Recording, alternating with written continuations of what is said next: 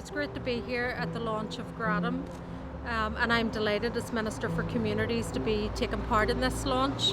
I think it's really important as we're seeing a growing interest in people learning Irish. We know that there's increasing numbers going through Irish medium schools across the north.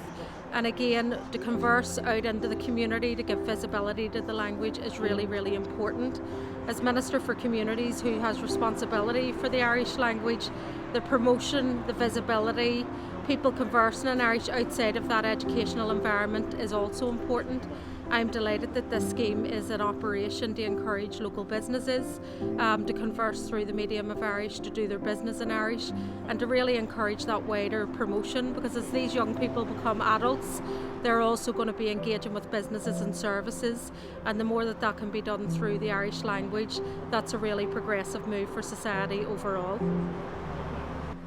So I'm delighted to announce tAire gradam sheoladh.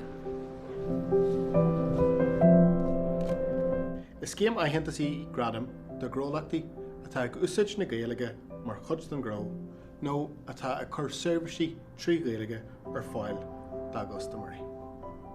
Bhronn na gradam ar na gróna as méid áirithe a dhéanamh, maidir le úsáid na Gaeilge faoi thrí mhuir réimse mar atá comharthaíocht, brandal agus margaíocht agus seirbhís leortha in Gaeilge. Curthaí aitheantas ó gradam le fis den Pobal bhfuil caighdean áirithe buinte amach ag an ghnó sna réimsí sin. Chomh maith le sin beidh treoir, cóirle agus aisne tacaíochta de lucht ghnó ar fáil ag glórnaíal faoi bhrandal gradam.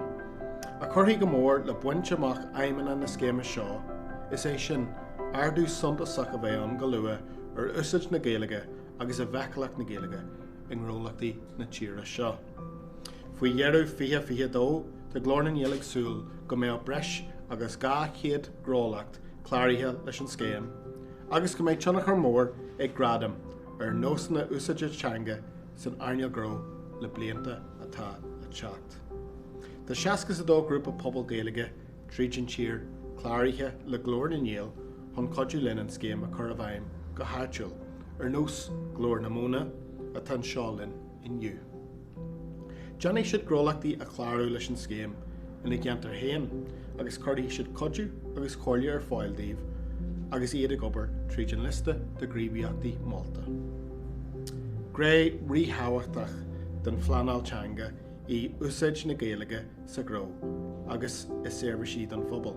Mar sin, ar leis thabhachtach eile a bheith sa scéim seo, daobh siúd atá gur planana agus strateisí teanga a bhaim ina gceantar hÉireann. Tá glórnaíal fíormhaíoch de rinne Gaeltachta agus de ars na Gaeilge as a dacaíocht le farbert na scéime seo, agus tar náide leis an rinne Pobal ó Chuaigh agus an Deirdre Hargey as an tacaíocht Chumhaí.